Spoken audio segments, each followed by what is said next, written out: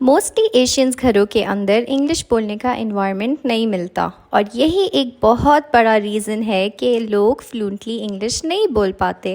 لیکن اس ایکسکیوز کو تو ہم لے کر نہیں بیٹھ سکتے، اور یہ تو نہیں سوچ سکتے کہ اگر انوائرمنٹ نہیں مل رہا تو انگلش نہیں سیکھ سکتے۔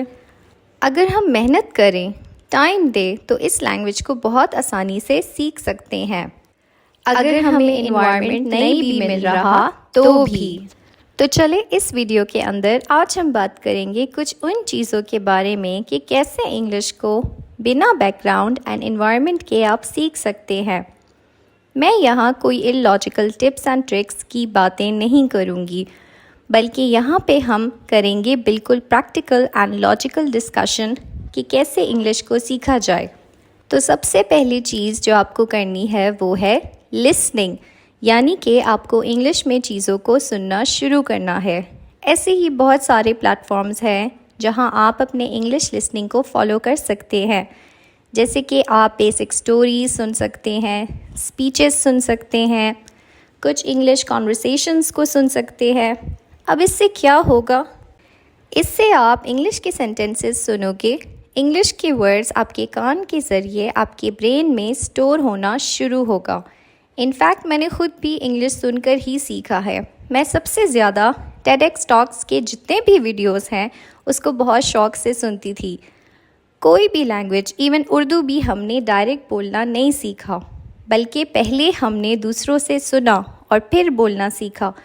تو سننے سے ہمارا برین بہت سارے ورڈز کو اٹریکٹ کرتا ہے اور سٹور کرتا ہے۔ سیکنڈ چیز جو آپ نے کرنی ہے وہ یہ کہ انہی ورڈز کو سننے کے بعد آپ نے زبان پر لانی ہے، یعنی کہ جو ورڈز آپ نے اپنے برین میں سٹور کیے ہیں انہی ورڈز کو آہستہ آہستہ اپنے ڈیلی لائف میں استعمال کرنا شروع کریں۔ ورڈز جیسے کہ واچ، بک، پین، ٹیبل، واٹر، ان چھوٹے چھوٹے ورڈز کو بولنا شروع کر دے۔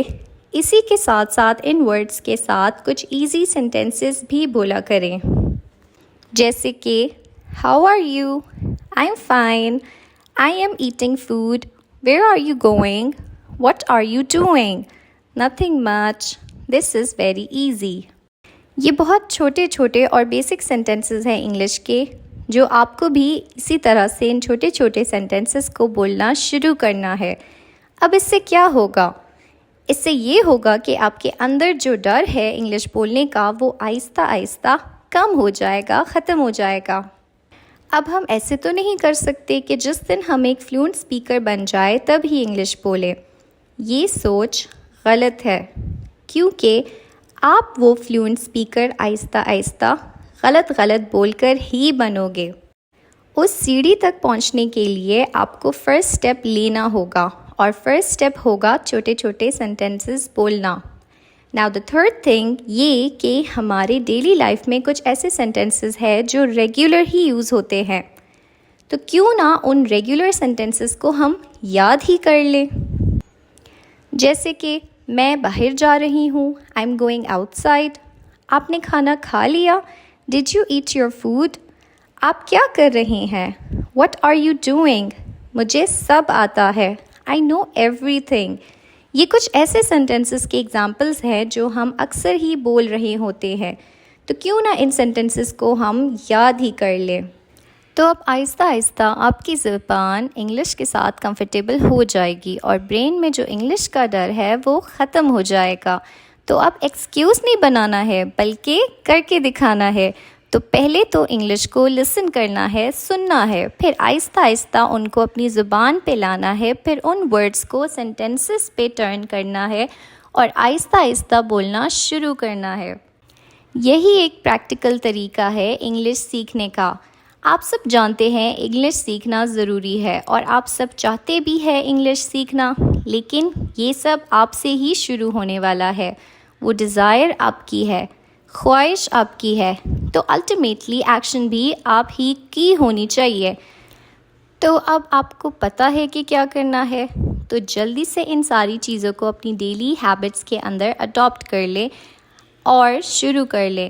تو اگر آپ کو یہ پریکٹیکل ڈسکشن پسند آیا ہو تو جلدی سے ویڈیو کو لائک کریں اور اپنے فرینڈس کے ساتھ شیئر کریں تاکہ آپ کو آنے والے وقت میں ایک ایسا انسان ضرور مل جائے جس کے ساتھ آپ انگلش میں کمیونیکیٹ کر سکیں۔ تو آج اگر آپ اس ویڈیو کو اپنے فرینڈس کے ساتھ شیئر کریں گے تو وہ بھی اپنی انگلش پہ کام کریں گے اور آپ کو ایک پارٹنر مل پائے گا انگلش کو پریکٹس کرنے کے لیے۔